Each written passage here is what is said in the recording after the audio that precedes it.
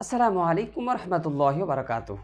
যিনারা আমার ভিডিও দেখেন, বক্তব্য শুনেন এবং শুনছেন, আল্লাহ পাক যেন সকলকেই হাদিসে পাকের উপরে, এই কথাগুলোর উপরে আমল করার তৌফিক দান করে।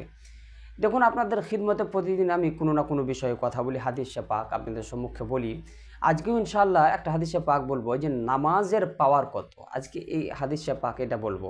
যিনারাই শুনছেন মনোযোগ সহকারে শুনুন, ইনশাআল্লাহ আপনি লাভবান হবেন। দেখুন, সর্বপ্রথমে হাদিসে পাক বলার আগে একটা কথা বলবো যে ভাই, যিনারা এখনও পর্যন্ত নামাজ আদায় করেন না, আপনাদেরকে আমি বলবো কি আপনারা নামাজ আদায় করুন। দেখুন, আমার এই বক্তব্য দ্বারাতে মানুষ যদি সুবহানাল্লাহ হাদিসে পাক শোনার পরে, কথাগুলো শোনার পরে যদি পরিবর্তন হয়, নিজেকে চেঞ্জ করতে পারে, তো আল্লাহর কাছে লাখো লাখো শুকরিয়া। ওই জন্যে আমি আপনাদের কাছে প্রতিদিন কোনো না কোনো বিষয়ে কথা বলি।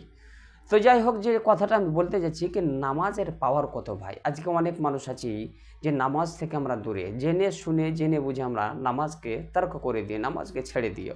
তো জেনে বুঝে যদি নামাজকে ছেড়ে দেন, তো আল্লাহ পাক রব্বুল আলামিন কিন্তু আপনার উপরে নারাজ হবেন, নাখুশ হবেন।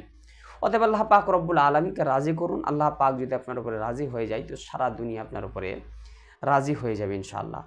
তো যেটা আমি বলতে যাচ্ছি কি নামাজের পাওয়ার কত ভাই, এটা মিশকাতুল মাসাবি, মিশকাত শরীফের হাদিস কি হযরতে আবু যর গিফারি, হযরতে আবু যর রাদিয়াল্লাহু তাআলা আনহু তিনি আপনার বর্ণনা করেন, মিশকাত শরীফের মধ্যে আছে যে সর্দির মৌসুমে, মানে ঠান্ডার সময়ে এক সময় হাওয়া হচ্ছে, বুঝতে পারলেন। তো আমার নবী পাক সাল্লাল্লাহু তাআলা আলাইহি ওয়াসাল্লাম তিনি কি করলেন, ঘর থেকে বাইরে আসলেন। আর বাইরে আসার পরে একটা গাছ ছিল, ওই গাছটাকে কি করলেন, একটু ধরে একটু হিলিয়ে দিলেন, নড়িয়ে দিলেন। আর যেমন না হিলিয়ে দিলেন, নড়িয়ে দিলেন, তো যেগুলো শুকনো পাতা ছিল গাছের মধ্যে, ওই পাতাগুলো কিন্তু সুবহানাল্লাহ ওগুলো পড়ে গেল। তো নবী পাক সাল্লাল্লাহু তাআলা আলাইহি ওয়াসাল্লাম তিনি হযরতে আবু যর গিফারি রাদিয়াল্লাহু তাআলা আনহুকে বলেন কি আবু যর, কিছু কি বুঝতে পারলে, তুমি কি কিছু বুঝতে পারলে?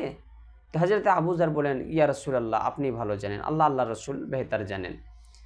তো নবী পাক সাল্লাল্লাহু তাআলা আলাইহি ওয়াসাল্লাম নবী আমার বললেন, কেউ আমার সাহাবী আবু যর, শুনো, কোনো বান্দা যখন খাস নিয়তে যখন আল্লাহ পাক রব্বুল আলামিনের জন্য নামাজ আদায় করে, আল্লাহ পাক রব্বুল আলামিনের জন্য সলাত আদায় করে, তো আল্লাহ পাক রব্বুল আলামিন তার উপরে এত খুশি হন, এত খুশি হন।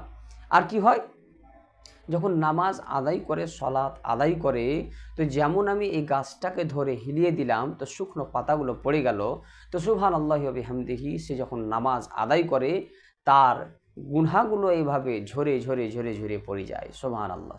তাহলে বোঝা গেল ব্রাদার, যে নামাজ যদি আদায় করেন, তো আপনার গুনাহ সেইভাবে যেমন গাছের পাতা আপনার ঝরে ঝরে আপনার পড়ে যায়, ওই রকম আপনার গুনাহগুলো আপনার ঝরে ঝরে পড়ে যাবে। আর কিয়ামতের দিনে আপনি সুবহানাল্লাহ আপনি লাভবান হবেন।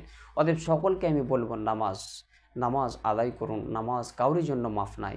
আল্লাহ পাক রব্বুল আলামিন যেন নামাজ আদায় করা তৌফিক দান করে। যিনারাই দেখছেন চ্যানেলটি, যিনারা সাবস্ক্রাইব না করেছেন, সাবস্ক্রাইব করুন নতুন নতুন বক্তব্য পেতে, এবং ভিডিওটাকে ভালো লাগলে লাইক করবেন। আসসালামু আলাইকুম।